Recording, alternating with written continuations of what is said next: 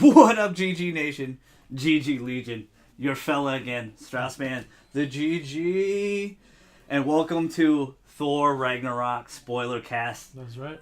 Brought my man back again, Nightface himself. Welcome back. What's up, brother? What up? I'm your host and moderator, Straussman the GG, as you know.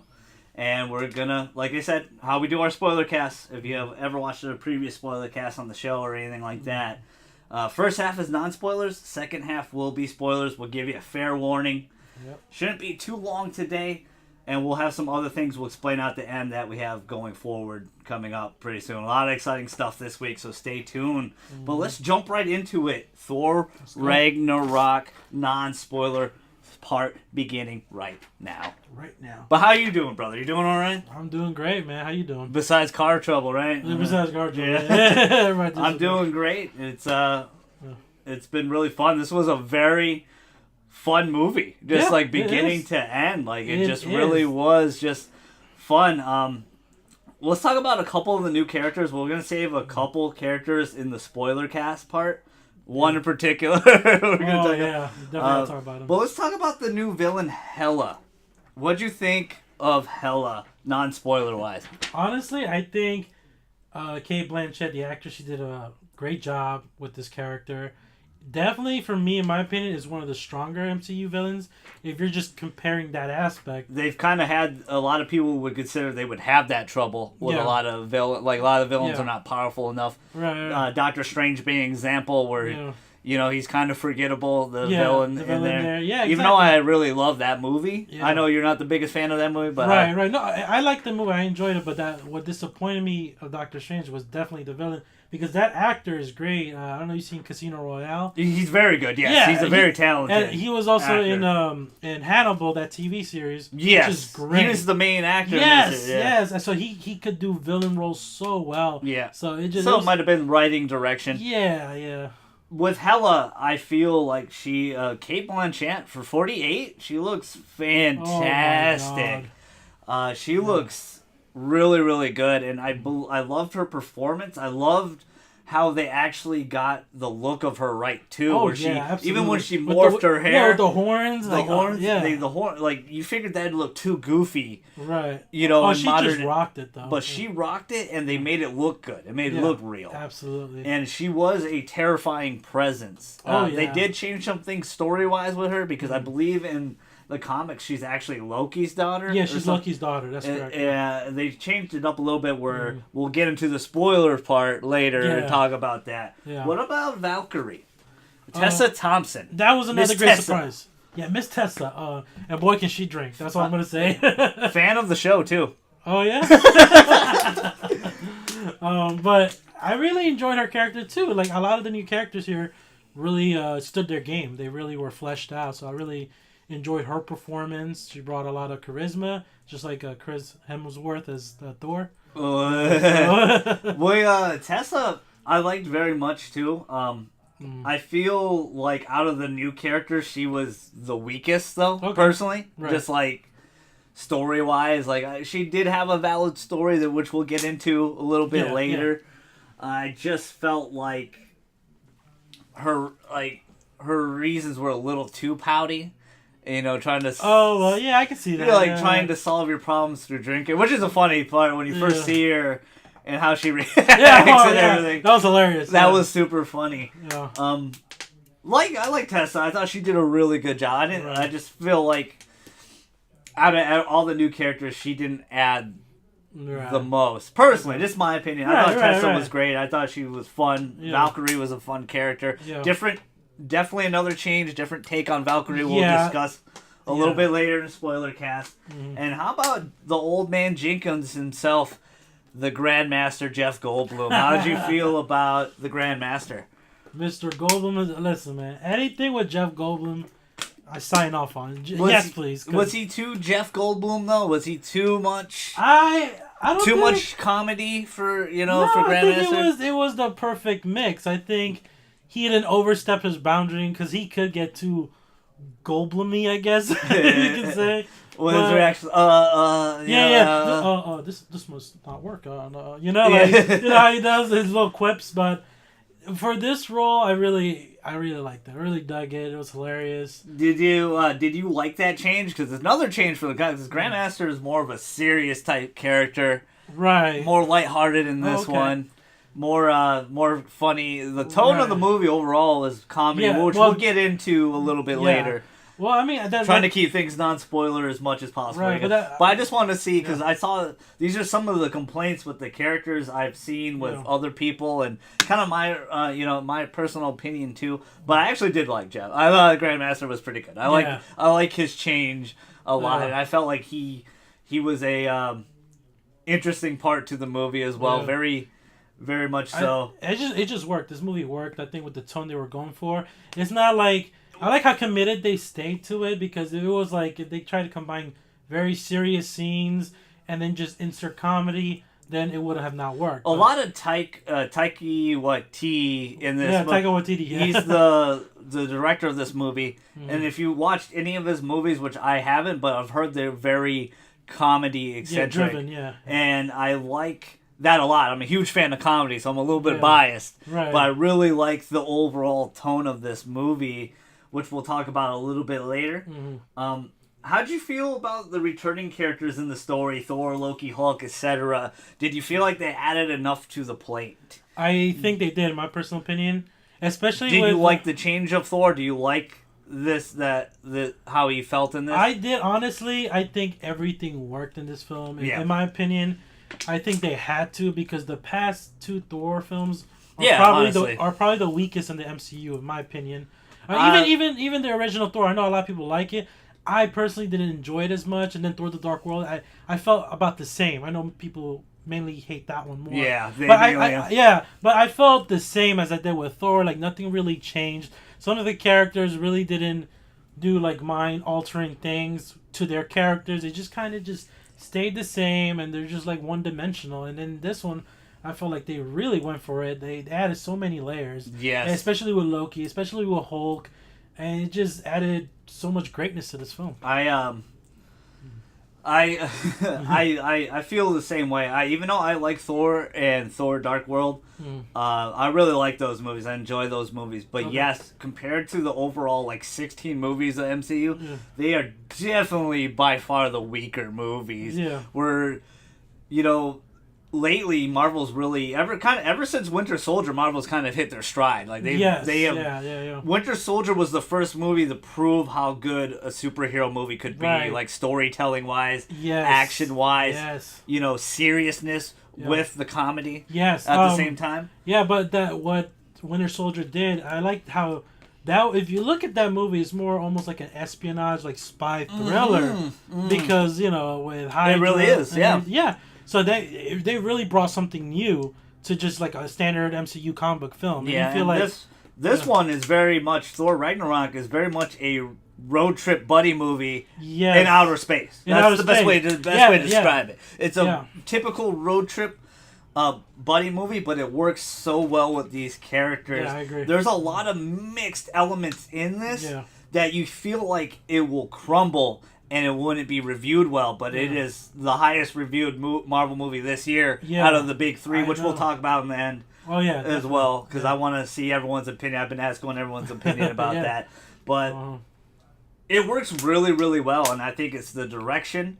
I think this is what DCU is sorely lacking, is the big visionary like Kevin Feige to overlook everything, and kind of keep the ship from hitting icebergs. I think DCU sorely needs that. They need somebody at the helm that really has his fingertips into it, but not to the point where he's doing too much, where he's just like, he gets the director he wants and just make sure they work together in an appropriate way.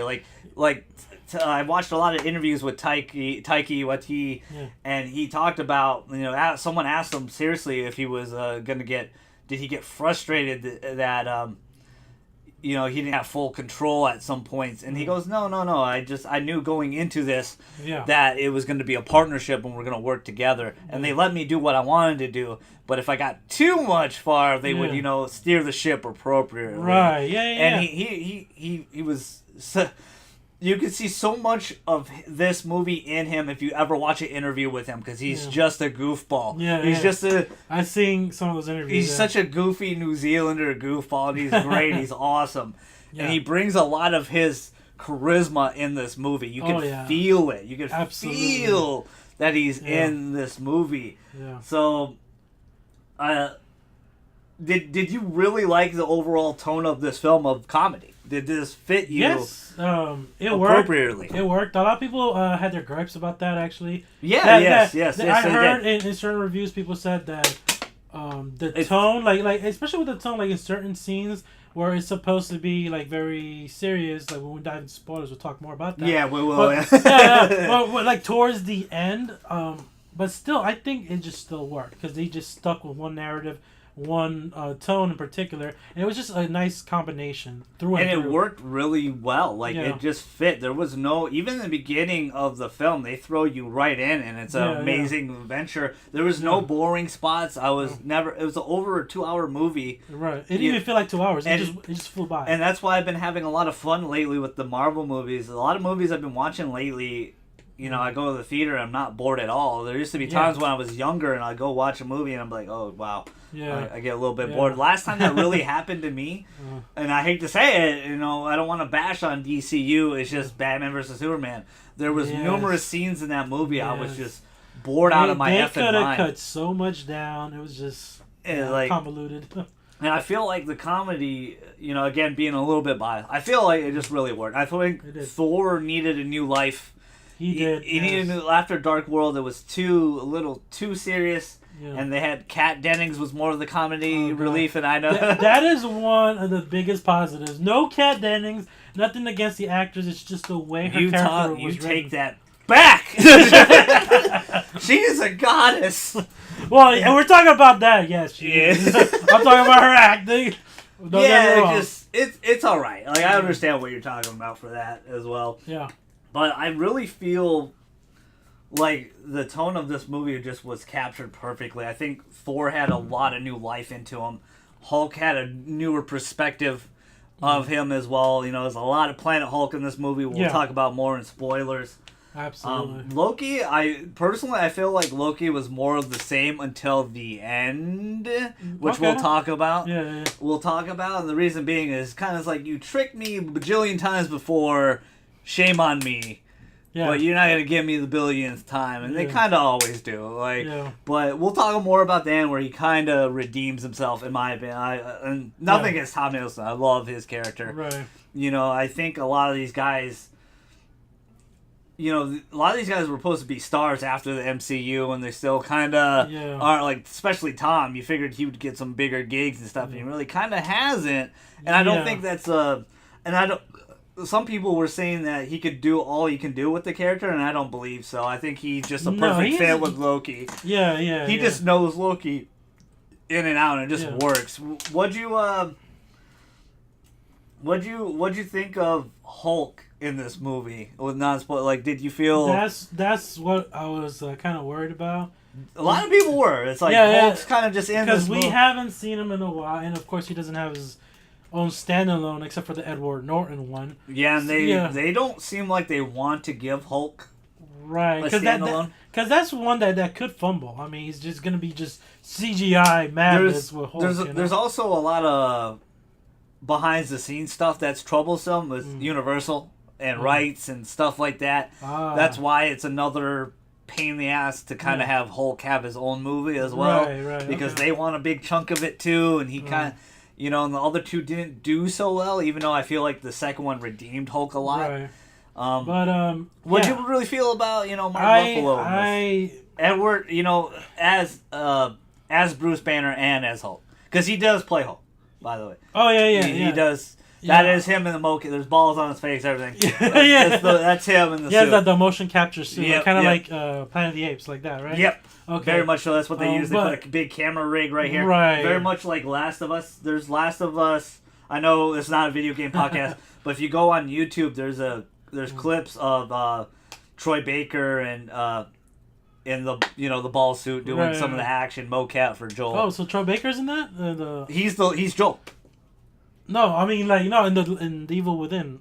Is he in No, that? not Evil. Okay. I meant Last of Us. Oh, okay, my bad. Yeah. Last of Us. But Mark Ruffalo was more fleshed out again.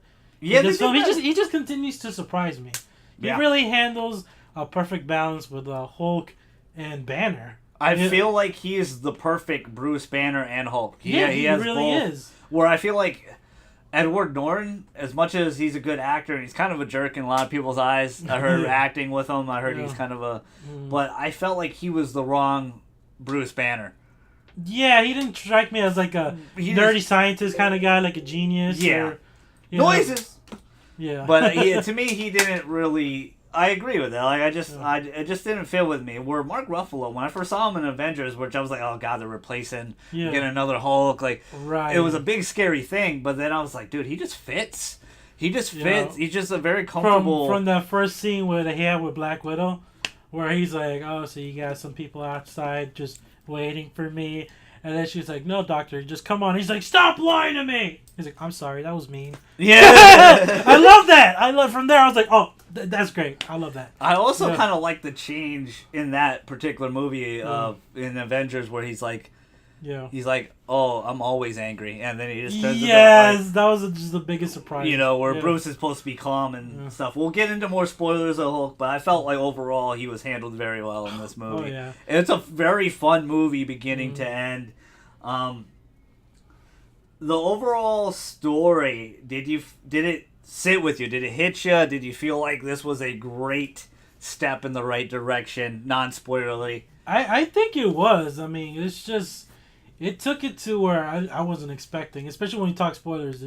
We got a lot to talk about. It's going to be really fun. There's one thing that happened in this movie that just threw me out of whack. I was like, whoa, I didn't think they would go that far, and it did. Yeah. It was so surprising. I think you know what I'm talking about. And then...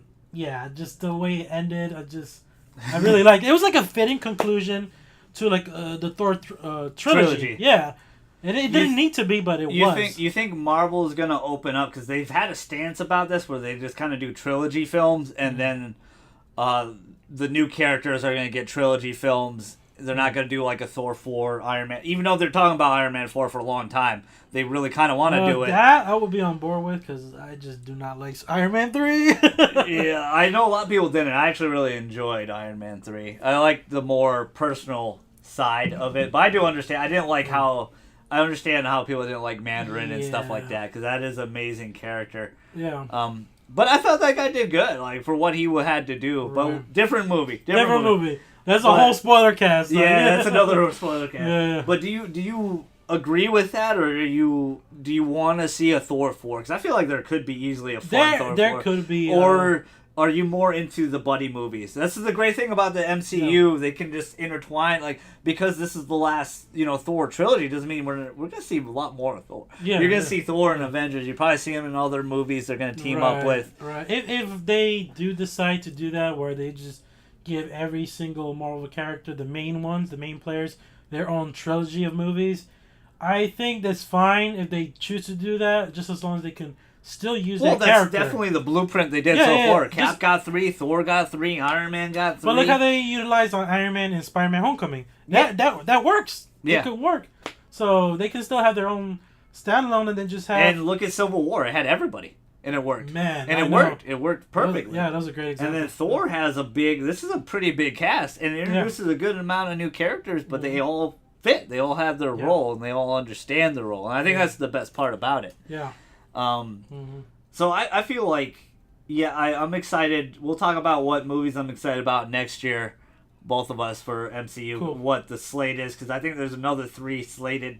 And one of them's not being talked about enough, and that's the favorite one I'm looking forward to. I think I know which one. Maybe you do. Yeah. But I feel like the story just was a very well-paced. I know we preached about it. A very well-paced movie. Mm-hmm. Very fun from beginning to end. Yes. Serious scenes were serious in the right points, but the overall tone just kept it very lively, and it was awesome. Mm-hmm.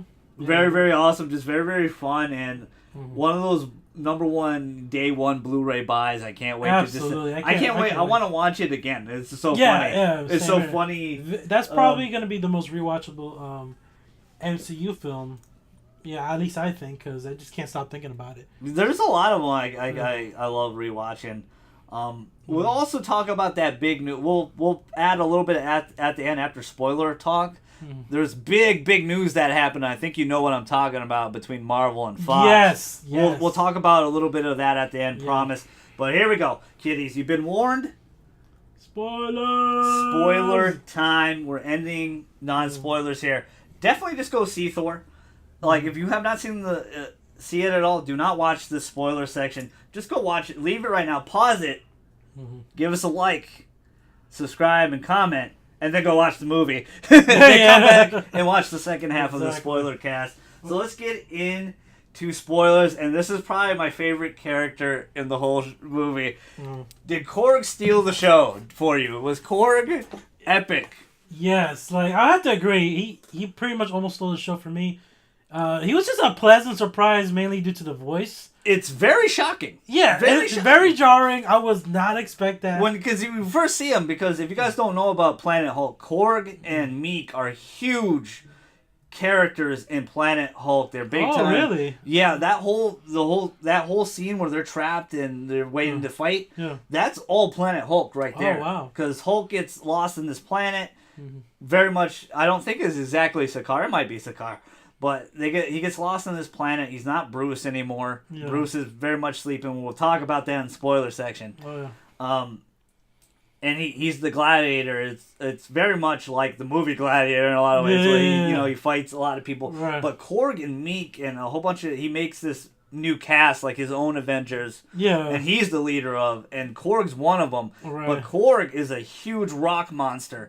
And you think his voice is going to be deep and gravelly, like the Thing or something, but it's a very high pitch. And and Taika Waititi, who plays Korg, I know we've been mentioning him a lot in this whole spoiler cast, the director, but this guy, if you watch his interviews, he just has so much fun, and he's just a fun-loving New Zealander. And he based that accent off a New Zealand accent of bouncers. Really? Of a big bouncers at clubs with like lower voices. So that's what he even admitted it in a few interviews, and I laughed. Wow. And I laughed and I laughed and I laughed because it just fits. It fits perfectly. It does. It fits well with the tone. And he describes Korg as just a guy that loves the help, and that's the perfect. And that's what he does. Yeah, that's what he does throughout the entire film. Like, hi Mike, we're about to take the ship now. You ready to go? Yeah. Oh, we can use bro, you want to hop on this? But when he first talked, I nearly spit my drink out. I was not expecting it. I wasn't either. I was like, what the hell? Like, and I just could not stop laughing. And I love where he's like, Thor gives this big speech. He's like, I will defeat this gladiator. Because spoilers, the gladiator, everybody knows it was Hulk. It was Hulk. Everybody knew. They ruined it in the trailer. But honestly, that scene didn't ruin anything at all in the trailers. The trailers ruined nothing about this movie. All those big set pieces you saw and stuff, it's much better in the movie. I like how they kept Korg hidden, because if they would have spoiled that, oh man, I would have been so disappointed. Do not watch they have a clip of Korg online. Do not watch it. Just go watch the movie. It's a better experience. It is. It'll hit you. It'll hit you right in the right spot. And it's just funny when they're trapped and Thor's giving this big speech. I'll defeat this gladiator. Blah blah blah. And he goes. He goes. Well, that's what Doug used to say. Good luck, new Doug. Good luck, new Doug. Okay. All right. And I like how they kind of poke funny holes in the plot in a little ways where he loses his hand. Thor loses Mjolnir, loses his hammer. Yeah. Hela breaks it easily, destroys his hand, or he's weak in his head, he thinks, anyway. Yeah. And he's trapped on this planet, gets this haircut, he's weak and everything. Did you like the haircut overall? I thought it was a nice look. I liked it. Very much was Gladiator-esque, very Russell Crowe. And he's he's Australian too, or is he British? He's British probably, I think. I think he is. He is that very, very tall man, very British, very sweet voice, very nice actor, Chris Hemsworth. And he just looks like Thor. He just fits Thor. Like, Marvel casts very well. Like, Cumberbatch looks like Doctor Strange in every single way. Like, he just fits Doctor Strange to a T. But with Korg, there was a funny moment where he's talking about the hammer. He's like, oh, this hammer would just pull me off. He's like, oh my god, this hammer would pull you off. Oh yeah. And he goes, no, not like that. Like I would fly. Like I fly. It's like, it seems to me like you have an intimate relationship with this hammer. Like, which was what they're exactly trying to get with it. But I love how they poked fun at that, and I love how Marvel let them do that. Yeah, they could easily edit that scene out. That is true, and I like how they do that. He's like, yeah, so that just shows you that they do, like, most of the directors do have creative freedom, just as long as they're, willing to. I don't want to make it sound like, slavery, or they have like an overlord. They work together evenly. Like they work together. They work together, and he, like with Taiki, like I said earlier, he's like, I had my freedom to do what I want, but if I went too much into the iceberg, they would kind of skid me over. But that's just a perfect example, because they easily could have, like, if they pitched that, the director pitched that, like Taika, like, hey, I would like to voice Korg or whatever. Well, he did. He pitched this Thor movie. That's what I'm saying. Yeah. And they could have easily been like, no, So, what the hell's wrong with you, But they did, and I love Marvel for that. They're willing to collaborate well with their directors. So. And I'm excited to see more of Korg going into the future. Man. More Korg. I don't know, like, if they were joking, like Mark Ruffalo and Chris Hemsworth were joking with Tiki, like, oh, he's Korg is so great, he deserves his own solo film and stuff. Like, Korg is fantastic. Well, let's keep him in that funny, happy-go-lucky role. And I love the ending of the film where, Thor's like, Meek, where do you want to go? Yeah. Like, where's your home planet? Yeah. And we'll discuss why that happens. But he goes, Meek's dead, bro. I squished him on the bridge. Yeah. Oh, but he's dead. I squished him on the way up. He talks about how he feels so guilty. He should be carrying him around this whole And this is the thing about the jokes. They all hit home. They are all hilarious. There's not one time where it's not funny. It's all funny. And the great thing Taiki said, he said when the script was written, it was very much all the jokes they did were ad-libbed. Yeah. So everything that written in the script, they were just a guideline. There was like there's a lot of improvisation. Yes, in this film, I like that. They had a lot of freedom to, It shows. There's so many laugh out loud funny moments, like unexpected moments, so you're like, whoa, and I do like from the very beginning, what you're getting yourself into. You know what I'm talking about? The very when he's hanging by the chain. Yeah, and I like how they explain that too, where he's hanging by the chain and he's just like, well, somehow I got here, blah blah blah. Yeah, I was worried about that. Because as soon as it started, he's like, I know what you're thinking. And you're thinking da da da da, and I'm like, a good portion of this movie, he has his long hair still. A lot of the stuff you see in the trailer is much later on. Yeah. And I like how they didn't hide Surtur from you. He was right in the beginning. Yes. Right from the beginning, he gets defeated by Thor, and it's a funny little intro. They had a really funny cameo with Matt Damon. Oh my god, that was another laugh out loud. What, like, WTF moment? You know who Thor was though? Wasn't it like his brother or That's something? his brother. Yeah. That's Chris Hemsworth's brother that was holding Matt Damon. I don't know how they kept that quiet.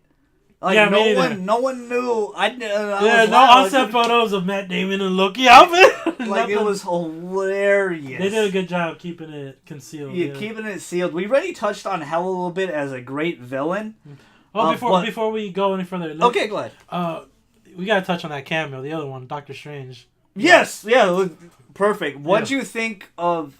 I was going to bring it up after this. My bad. But it's all right, you're fine. Yeah. I think it's a good segue to talk about it, too. How did you feel about this cameo? I know how you kind of feel on your movie review. Yeah. But go ahead and explain to the GG Nation, GG Legion. GG Legion. Okay. I like Benedict Cumberbatch as Doctor Strange. Yeah. He's fantastic. But great actor overall. Yes. But my only gripe with this, I felt like it was just too shoehorned in, too on the nose, because the only purpose he had was to steer Thor and Loki to Odin. That's pretty much it. Are you getting a little tired of these extended scenes per se of Doctor Strange? Because that scene kind of really was just an extended scene, because that's what you saw at the end of Doctor Strange. That easily could have been like a post-credit scene or end credit. You know what I mean? And I just felt like it was unnecessary. They just threw that in there to connect it to the MCU. Like, hey, don't forget, Doctor Strange is part of this world. And I actually, really enjoyed the scenes, and I feel like the comedy hit really home. It was funny. No, it worked. When he kept teleporting, he's like, "Stop doing it!" Yeah. He's like getting motion sickness. Kept refilling his beer. That was hilarious. And I liked how Loki wanted to challenge him. He's like, I've been following for 30 minutes, and these two have had pretty good, funny wars in the comics and stuff. They're both very powerful sorcerers. Yeah. And, Doctor Strange just whoops his ass the whole time. I guess my thing is because I kind of heard rumors that he might have been showing up here. I was just a little let down the way he was. I already knew he was going to because the post-credit scene. I thought he was... Oh, yes, that's right. I thought he was going to be a little bit more in the movie. I thought he was going to be part of the buddy road trip movie. That's what I thought. But like you said, it's just, it was kind of here, like, hey, I'm here still. Yeah. But I like that. I like that he knew where his father was, and he was very... He did not like Loki on Earth, because that's his new job, is to protect Earth, and I like that a lot. Gives you a little bit more insight of Doctor Strange in that he is pretty much mastered his powers now. And his craft. And I cannot wait to see him with the full lineup of Avengers and Avengers 4, which we'll get into a little bit later. Sweet. Yeah. It's going to be really interesting to see him, and I just like seeing more of Doctor Strange. And this movie, Thor in general, we forgot to touch on, Ragnarok, touches a lot about a lot of the MCU. They bring back a lot of references to films that are like 7 years old and plus, like, they bring a lot of that back. So I do understand that side of the complaint. Again, I'm a little bit biased. I like Cumberbatch, so I feel like it fit. A lot of people are. I like Cumberbatch. I think it fit, and yes, it does feel kind of like an extended scene, but to me, it never took me out of it. No, it didn't take me out of it either. It felt very in place with the tone. It's just the usage of him. I wish he would have been implemented more, maybe in the middle, or but I just he had you probably maybe a good total of 6 minutes of him, probably. Yeah, that's probably about how much you get of him, because like you said, it was just a gateway to his dad. Yeah, pretty much. But there was a reason for that, and explained his his dad was just holding on just to see his boys in the last 2 times. Oh yeah. So the biggest change with Hela from the comics, not Loki's daughter. Mm-hmm. She's actually the older sister of Thor and Loki. Do you like that change? Because she's a great villain in this movie. I actually do. Actually, it worked. I think it fits. Yeah, because it kept it in the family, and when you watch the first Thor film, like, the tone is completely different. It feels more almost like a Shakespearean play. Yeah. Kind of. Yes, because he has that tone still. Yeah, he talks that way. Right. And it's also kind of like one of those grounded movies where not grounded in the sense of tone or anything, grounded like a child got grounded. Like, that's what Thor 1 was, where it's like, dude, you're grounded. You're going to Earth. Yeah, no powers for you. You're grounded, and, he has to redeem himself a little bit. Yeah. And I feel like she does a really good job. So, spoiler, Dad dies. What'd you think of Michael Hopkins? Just great actor. Do you like Odin kind of just dying off like that? Anthony Hopkins is such a great actor. I feel like they could have done more with that death scene. Just like he basically disintegrates into this gold pixie dust. He was holding on. He was basically holding on in Norway because there was a big change in the scene. Because when Hela breaks the hammer, it was in New York in the original. I remember that. Yes, but now they changed it and put it in Norway, and they. Watch the interview with Taika Waititi. He explains about it. It's funny, post-production stuff. Yeah. Post-production, because a lot of these things are not set in stone when they do trailers and stuff like that. A lot of things do change, and we'll talk about that one big change at the end. With a particular character. But he is a fantastic actor.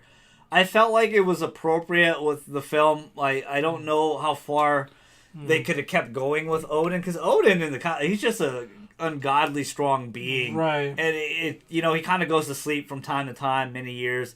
But I think with this tone of film, there needed to be a progression with Thor, and he needed to take the steps. And basically, that's what in this movie he basically becomes Odin. Yeah, in a lot of ways, not just that one particular way. We'll talk about. And his death worked. I think he definitely should have died in this film. It definitely worked, but I'm just saying, just the way they. I like his message. It's not, it's kind of like, not Waterboy, but Joe Dirt. Home is where you make it. Yeah. It's not, and that's what he was talking about. Norway. This place is beautiful, and this could be our new home. Right. In a lot of ways. You know, a lot of metaphors, a lot of Michael Hopkins, Hopkins, Yeah. really good actor. He fits that well. And I don't think he's completely gone. Like, they could always bring him back in the sense, like some flashbacks or something like that? Yeah, or it's in his head a little bit, like, his dad told him. I did because there's a lot of dirty secrets he did with Hela. Oh, man. He was a dictator, and he just... Yeah, he ruled everything with an iron fist with Hela. Yeah, I like how they implemented that about Odin's dirty past. Yes. It just... That's why... was right behind right above, like, it was like almost like a cathedral painting. It really was. That's the best way to describe it, because it really was. But behind that beautiful painting, there's another darker painting. Yeah, that was the true legacy. That's what their legacy. Also in the basement too. And the basement, all the goodies. Like all his skeletons, like in the closet, literally. It was just down there the whole time and up above. So I really like that symbolism that they did that. So and I feel like it needed. I felt like they did what they could do with Asgard right now, and they needed to progress it a little bit. And they did, and they did. They definitely did. Like, it's going to be an interesting ride from here on out. Like, what they're going to do. Exactly. How about the Grand Master? Was he a good villain for you? Like, we talked about Jeff Goldblum already, but about his acting and how he fit in this movie, and we liked it. Yeah. Was he a good enough villain for you? Yeah, I think he worked for the movie. Like, he was too good. Much Willy Wonka? No, not too much. That was great, by the way. Yeah, going through the tunnel, he's just freaking the hell out. I love that.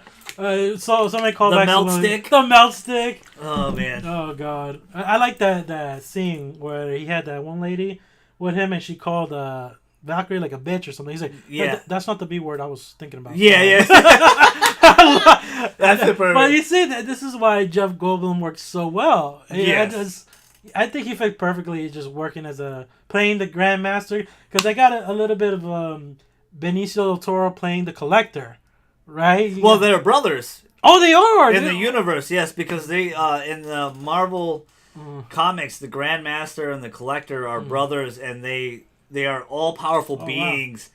And both, like, he took a much different route than Del Toro. Yeah. Del Toro took more of, of a, like, obsessive collector. Yeah. And while the Grandmaster is more of a lighthearted type of guy, he just likes to enslave people and, make them fight for his amusement. Remember, it's not slavery. It's not slavery. Yeah. That's just a strong word. We don't want to use that. Yeah. And it worked. And it fit with the movie, and it worked. To be honest, he was the one guy I was really worried about in this movie, because I was like, oh man, the Grandmaster is supposed to be more of a serious, but it worked with the tone. You gotta trust. You gotta just trust Marvel and trust, like, these guys put these people in a place to succeed. And they clearly have a big vision. They do. And it's working. It's working really well. Yeah, it's working So, the Grandmaster was great. What'd you think of, I know we're skipping a little bit ahead. What'd you think of his, spoilers, he's the last end credit scene. What'd you think of that scene? Actually, I didn't get to see it, but I heard about it. Oh, you didn't get to see it? You didn't wait? No, because I thought that was it. I heard that was it, but then... There was two ending scenes. One to progress. Marvel has been kind of doing this a lot lately. One to progress the story. Yeah. And then the ending scene's like a joke. Right. So basically, I'll explain what happens. Okay, tell me. I know it had something to do with him. Yes, basically he gets out of his plane. They kind of overthrew him in a little bit. Oh, wow. And he's like, hey, I gotta give you guys a pat on the back, overthrowing me. But I'm going to give myself a pat on the back, too, because you need somebody to overthrow. And it just worked. It was funny. That's very Jeff Goldblum. It worked. And I don't know. I think we're going to see more of the Grandmaster. Grandmaster's a very powerful being. I don't think he's going to lose. Right. I don't think he's going to be completely killed and stuff like that. I wouldn't want him to be killed. They still need to use him. I would like to see him and Benicio then. At some point. So what you think... Because I thought we were going to find the last Infinity Stone with the Grandmaster. And there was no mention at all. There was no Infinity Stone in this movie. Spoiler, boom, boom, boom, boom, boom. Oh. What'd you think of that? Like, that was my guess the whole time, that the Grandmaster was going to have the final gem. Right. He was holding on to it. Because the Collector has one. Right. His bro has it. Right. Has one. I didn't put too much thought into that until Loki went down to I guess the gallery or whatever where they kept all the artifacts. So there was an Infinity Stone in this movie. Right. I was wrong. There is one, but not the one we were looking for. Exactly, because I saw it's the Tesseract one. Yeah, I saw the Tesseract and I was like, oh, that's right. I think it's the Tesseract. It's the Tesseract. It's the Tesseract. Yeah, that's what he took. But when I saw it, that's when I thought, oh, that's right. There should be an Infinity Stone, another one in this movie, but maybe they're saving that for Black Panther. So that could be a possibility. It could be interesting, too. I got a feeling that won't be in that one. Because I feel like the first Avengers movie, like not the first one overall, but the first part of Infinity War, it's going to be him, collecting bodies and getting all the gems. And then the second half of the movie, which we're going to have to wait a little bit while, probably a year, is where Captain Marvel comes back and just kicks his ass, and then he loses all the gems again. Right, or it could be also the Guardians. They probably on their way, because we know they're going to show up in Infinity Wars. They probably gather some of the Infinity Stones on their way, on their journey. I think the Guardians are going to pick up Thor. Yeah, that's on the way through. I think because the other post-credit scene, I guess we might as well just talk about it. That big ship. That's Thanos' ship, right? That's clearly Thanos' ship. Yeah. So, why do you think that was there?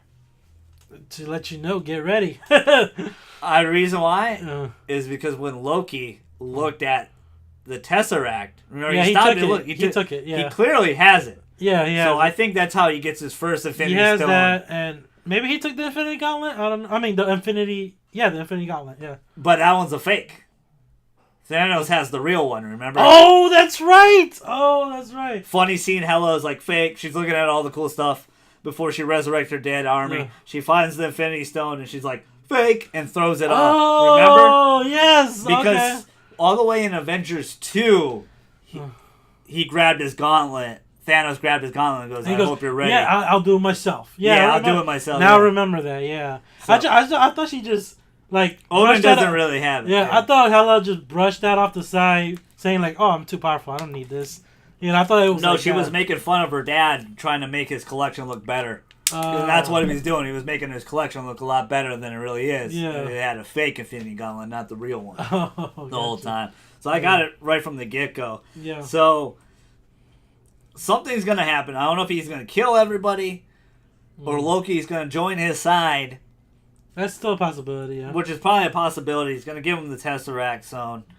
And then Thor's going to be floating in space for a little while, and that's when the Guardians pick him up. That's how I think, Avengers 4 is kind of going to shape out. Actually, I see that happening, Loki joining Thanos.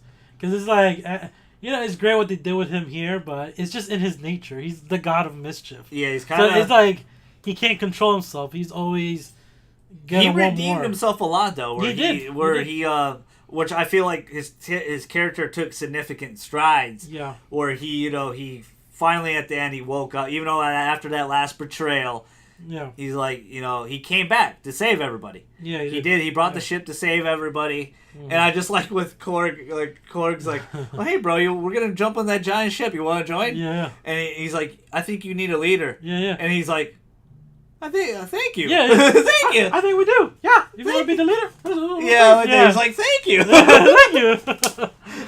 Oh, God. Korg is just great. But I feel like, do you feel like he was justified enough with Loki taking the strides right? Do you like that a lot, where he finally redeemed himself a little bit? He tried to help save everybody. I didn't enjoy his character development, especially in this film. I think he redeemed himself a lot. I really think so too. I think he did a really good job with that.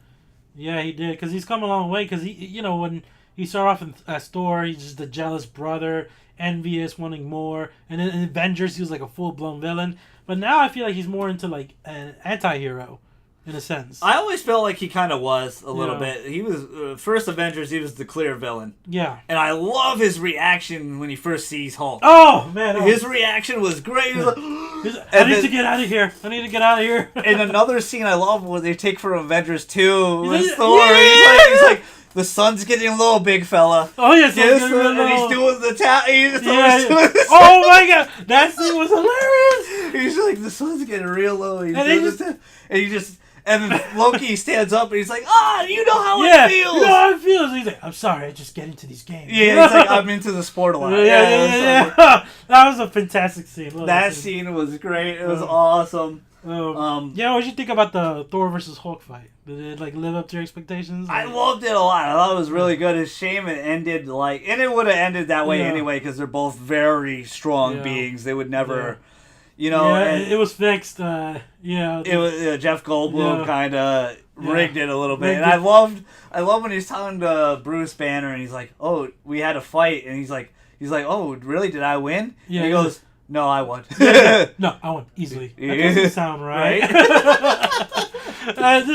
There's so many great, funny moments like that, especially with Thor. Thor was just hilarious throughout. Like he does a really good job. I like his reaction when Jeff Goldblum melted that guy next to him. He's like, he just freaked out. He was just like, it was priceless. Awesome. He's like, it smells so horrible. Yeah, it's so horrible.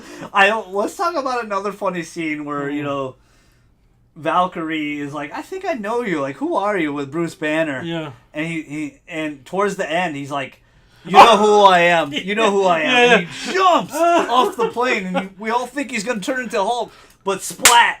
Yeah. He just lands on the ridge. Like, he should have died.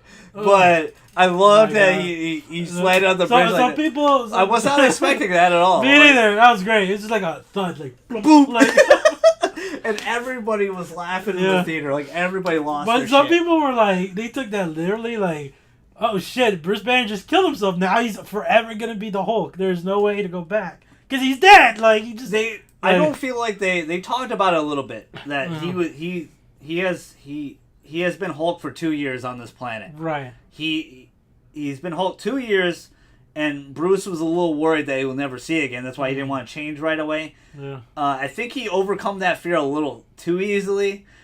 But I like that funny moment after he beats Fenrir, the giant wolf. Yeah. And he attacks Surtur, and he's like, God, no! Stop it! Thor's like, just stop it for once in your life! Stop smashing! Giant monster! Yeah, giant monster! Yeah. And I like the buddy.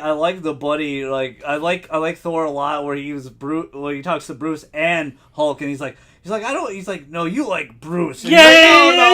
I don't like him. He's all nerdy. He's a nerd. I don't like him. Yeah. I was like you. Smash. That's what I like. And then a great segue to Bruce. He says the same thing. He's like, I don't like that big green giant monster. I don't like him. I like you. You're into neurophysics and all this you're shit. Smart. You're really so smart. Like, and I love that. I thought that was great. So. Let's talk about the final thing before we kind of move on and talk about the Fox News and stuff. Oh, yeah. Let's talk about the new power change in Thor, because this is very different from the comics. With his raiding powers? Yes, where he is like a legit god now. Right. He is a legit god. He always had the power. He never needed Mjolnir, which is a huge change from the comics. I haven't seen a lot of people talk about it, honestly. Yeah. A lot of people just kind of accept it. Are you okay with that? Because I do feel like, honestly, Mjolnir is coming back in a different form, though. I'm glad you brought that up, because that is true. But, yeah, I accept it because it's one of those things where the man is more than the weapon. Like, he's more than just, Mjolnir, the hammer. He doesn't... That's what... I like that. But Mjolnir in the comics, we'll explain a little... I was saying a little bit more, is like a living entity. Oh, really? Yeah, he has a big... That's why they kind of made that joke with Korg, where he's like, oh, you had this real intimate... Yeah. Like, he speaks to Thor a lot. Oh, like, really? he guides Thor in a lot of ways. And he kind of... I don't remember the female Thor. He kind of guides the female Thor as well. I forgot. I don't remember if that's Jane Foster or not. I think it is Jane. That's female Thor in the comics, Secret Wars and stuff like that. Yeah. Which I think is great. I like female Thor a lot. But I accept it too. I'm okay with it. He's the god of thunder. There was a big joke. Oh, the Lord of Thunder. The Lord of Thunder. Sparkles. Is that Sparkles? Yeah. You got a little sparkle going on there, huh? And his dad is like, you're stronger than me. Yeah. You've always had this power within you. The hammer was supposed to guide you.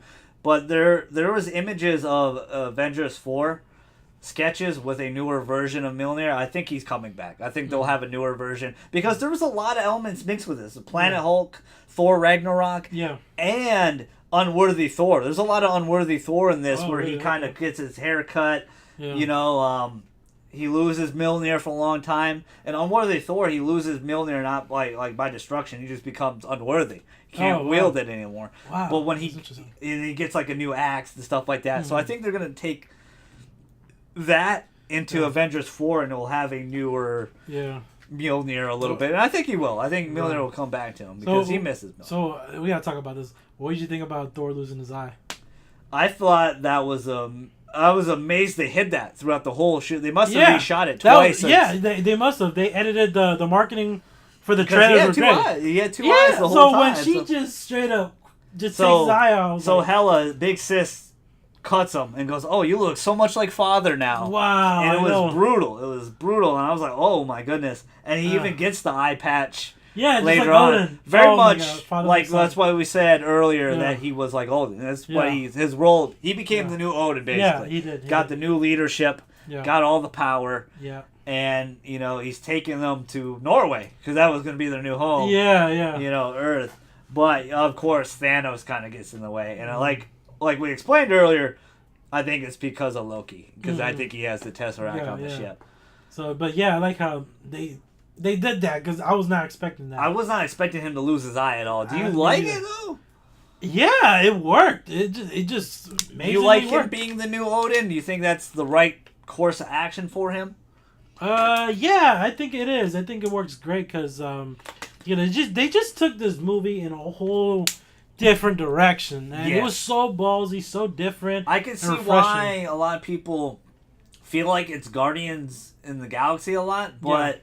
Don't go in with that mindset because this is very different. It has a good tone to it. The comedy tone it's funny in the right reasons, just like Guardians. Yeah, I feel like this one has just a perfect balance from start to finish. Yeah, they don't overuse it. And like Guardians of Volume 2, they full blown comedy throughout. I mean, they did not stop with the jokes. Yeah, but here we get a few snippets of like serious, somber, like quiet moments here.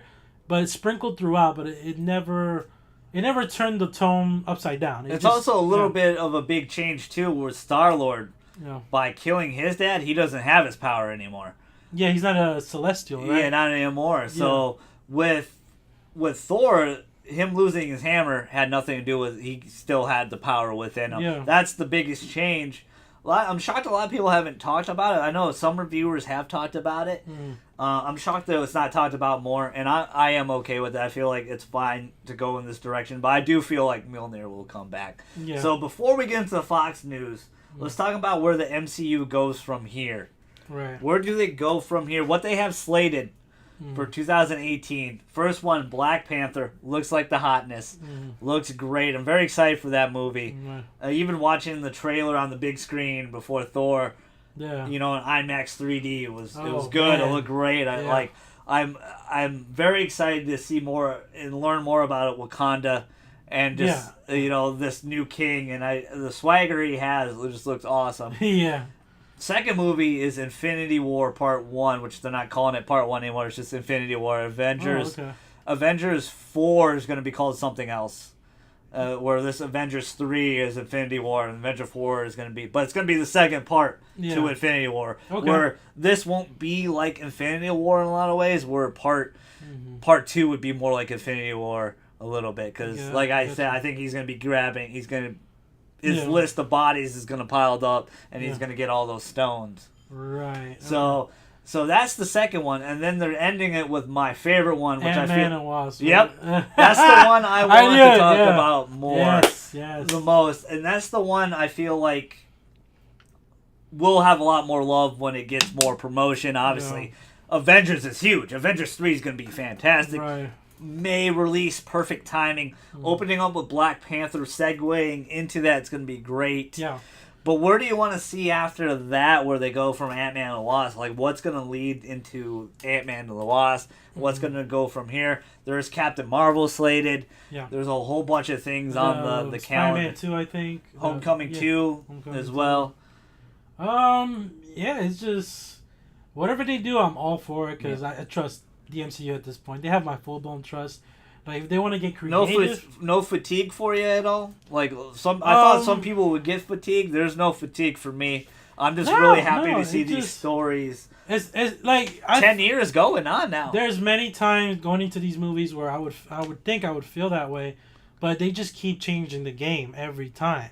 Their movies aren't staying the same. And we talked about a whole bunch of changes to Thor and characters in this movie in particular. This but film it worked. In particular, yeah. It worked. This film in particular really surprised the hell out of me. Like, they're taking I like how they're not afraid to do that. Yeah. They respect the source material, but they're not copying it straight out. They're doing their own stuff with it, and I like that. Yeah. So, out of the 3 big movies this year, which one was your favorite? Thor, Spider-Man, or Guardians 2? I'm going to have to say Thor. Thor? Yeah, number 1. I'm biased, and my favorite character of all time is Spider-Man and Wolverine, so I'm going to go with Spider-Man Homecoming. Right. Well, in the MCU, the Thor Ragnarok, definitely. We're just talking flat-out Marvel. It would be Logan. Logan, without a doubt. Yeah, Logan was fantastic. It was the perfect ending to a great story. I have yet seen, I may be spoiling my top 10, but I don't care, movies of 2017. I have yet seen a movie that just astonished me like Logan. Interesting enough, I think Thor is higher rated. Yeah. By 1 point, like 1%. Right. Yeah. It started out at like a 95 and then kind of dropped down to a 93 now. Yeah, but it's like... they're just 2 completely different movies. Marvel had a fantastic year. Like, Fox had a great year with Logan. Yeah. The MCU, Disney had, like, they just roll in the money. It doesn't matter. They just rake the money. Which is why now Disney wants to get Perfect segue. Fox. Yeah. It hasn't officially happened. I did post about it on Facebook. Mm-hmm. It is interesting. They're in talks to require most of the assets from Fox. Yeah. And if they do, you think... Is this any jeopardy of New Mutants and any of the other Marvel movies coming out for Fox? Are they going to be all scrapped? Deadpool 2? Like, are they all going to be scrapped if this really happens? All right. I'm just going to turn the mic down because I'm about to rant, y'all. No, I'm just kidding. No. Because they've been hitting... Like, Fox has been hitting home runs. Logan, Deadpool. Right. Deadpool 2 looks fantastic. Like... Very little we saw of it, but it looks good. To me, this news is like... 50-50 on both spectrums because it's not officially happening. They're just talking, right? But Marvel thoughts I'm just like in between because it could go both ways. It could be a good thing, and then it could kind of affect Fox. I don't know because I know all the MCU films they want to keep it within the universe, and that'll be fantastic to see finally X-Men cross over. Can actually say mutants finally. Yeah, mutants. Right. I've been dying to see that. Don't get me wrong. Because in the Age of Ultron, Magneto's kids were not called mutants. They're just special beings or whatever. Because they don't have the rights. Right. So in that aspect, I'm all for it. But then, I'm all for one. Well, go ahead. Yeah, sorry. Well, I'm sorry. I interrupted. Yeah, you're good. But with Deadpool, the success of Deadpool, and especially Logan, what they did with Logan didn't even feel like a superhero film. Is not, if you look at it. Spoilers if you guys haven't seen Logan. Wolverine dies at the end. But that's the Old Man Logan storyline is always up as my PlayStation turns off. We've been talking too long. Yeah. As Logan has Old Man Logan's storyline is his death. That's what it's about. Right. But they can always go into the past when he's younger and talk about it. So he can still fit in the MCU. But it's still possible. But for me, like Fox... And he did say he would come back for that. Yeah, right, yeah. But he wants to be an Avenger so bad. Right. That would be cool. As much as I would love to see. It's just, to me personally, I love how they ended Logan's character. It was just like... It was such a beautifully crafted masterpiece. Yes, it was. Like they had, but again, that world is completely different. That world is everyone's dead already. All the mutants, basically all the mutants are gone. I mean, they could, you know what? They could can work. Always go back. Yeah. It could work. I didn't think of that. They could go back. But Wolverine was still alive when the X-Men was still a thing. When it was younger, yep. Right. Okay. In that aspect, yes, it could work. But if it takes place after Logan, then no. I highly doubt they will do that. I think they'll leave a lot of things alone. I think they'll leave Deadpool alone. I think they'll even leave New Mutants alone because I feel like that movie's too far along. But the thing... I didn't realize Stranger Things guy was in it. Oh, yeah, he is. Jonathan. The one John, yeah. Yeah, he is. Will Byers. Yeah. But it'll be interesting, if it officially goes down. Right. And it might be a thing where they just get the rights for it and Fox still gets some assets from it. I hope it's like that. It's kind of like a Sony Pictures deal, kind of like with Spider-Man. Yeah, like borrowing. Yeah. if that's what they do, I'm all for it 100%. I'm all for Captain Deadpool here and Spider-Man crossing over together. I hope if they get the rights for that, I hope they can actually do a Deadpool Spider-Man movie together because they pal around in the comics all the time. Yeah.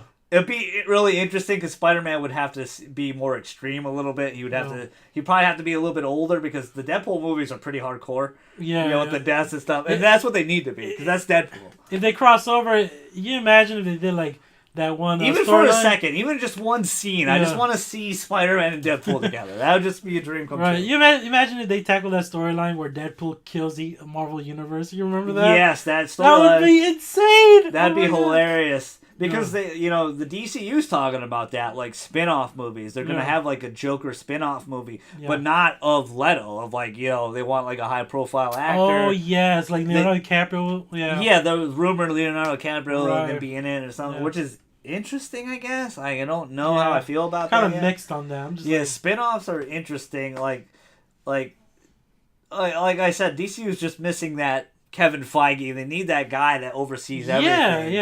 The DCU doesn't really have that. They I don't think they're just doing this like movie by movie. Like, we'll just put this movie out and then we'll see what happens with the next one. They don't have a full out plan. Like Kevin Feige did. Literally, they rushed a lot because Batman vs Superman was supposed to be Man of Steel 2. Completely scrapped it. They signed Ben Affleck. They shoved it in. Which was a huge mistake, I think. Which is interesting. Yeah. But we've also seen times where that has worked. When Sony got the right... where Marvel got the rights from Spider-Man, and they threw Spider-Man in Civil War, and it worked perfectly. Yeah. But we got the right enough of Spider-Man. Yeah, we didn't get too much of Spider-Man. But the reason why that worked is because, Kevin Feige didn't mess up Civil War just for the sake of Spider-Man. It was still a Cap movie throughout, because that's basically Captain America 3. It is Captain America 3. Yeah, it is. That's what it is. And that's what I respect. It's Cap 3 Civil War. That's what it is. I respect that they didn't compromise that just to introduce like a very popular Marvel character. They just did a really good job. They did. They even introduced Black Panther in there, which was great. Yeah, he was fantastic. I cannot wait for his solo movie. Me neither. It looks good. It looks really good. Yeah. Anything else you want to touch on? This is the end of the Spoilercast. Well, what would you give Thor? Like Thor was his favorite this year. I'm biased as hell. Spider-Man this year. Do love Thor, but what would you give it out of the rating scale? 9 out of 10. Thor. Ragnarok. Yeah, 9 out of 10. Yeah. Give it 9 out of 10. Absolutely, yeah. I would give it. I'm gonna give it. I'm a little biased because I really like this one a lot, and comedy is my wheelhouse. So I'm gonna go 9.5 out of 10. This was a fantastic movie. Yeah. I'm not bored 1 second. It is probably, honestly, Night Phase here is probably right. It is the best movie this year by far of Marvel. With the MCU. So we'll see a challenger in about a week and a half here, and we'll have a spoiler cast on Injustice. Justice League. That movie I want to see. Injustice. That'd be great. That'd be great. Justice League. We'll talk about that. Me and him have our expectations solo, so it's gonna be really interesting about it. But we also stay tuned for this week. We have more. We're finally gonna do Stranger Things season 2 spoiler cast. I know a lot of you have been asking about it. All I want to do is talk about it from the top of my lungs. So we will. Give us a couple days. I'm gonna try to see if I can wrangle one more person. If not, Night Phase and I will team up again, and it will just be the dynamic duo again. His YouTube channel will be in the comments. Well, not comment, but in the description below. Subscribe, comment, like to his channel. He's a big cinephile. Loves a lot of the movies. He does a lot of Blu-ray pickups. Does a lot of movie reviews. A lot of episode reviews. He's doing a series on Walking Dead right now. Go check it out. I just summon Blu-rays. That's what I do. Just go check out his channel. He does a lot of great stuff. Does some reaction vids too. Does a lot of reaction vids. Yeah. You know what my channel is about, kind of getting outside your comfort zone. I still got some gameplay vids going.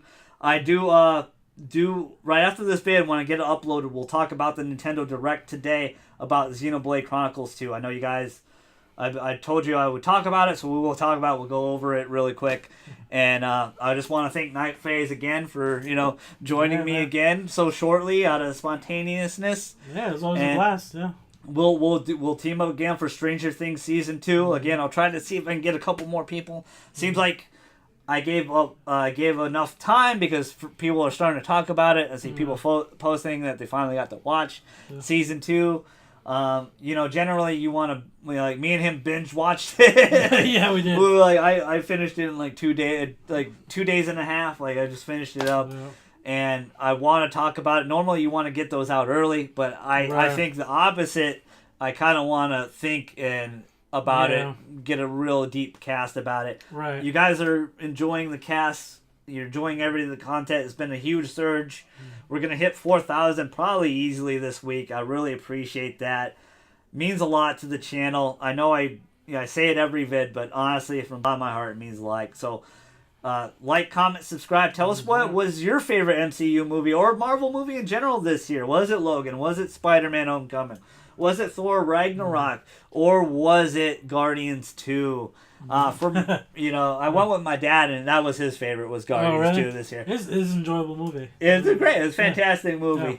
I do think Thor was much better than that, though. Yeah, Thor was absolutely. a much better movie. Oh, yeah. I'm excited to see the team-ups going on. Ant-Man, Wasp, Avengers 3. That's going to be sweet. It's going to be a huge team-up.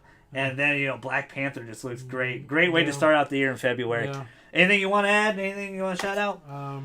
No, really, just can't wait for the Cord standalone movie. Yeah. GG Nation, GG Legion, Straussman the GG here, Night Phase. We're outie.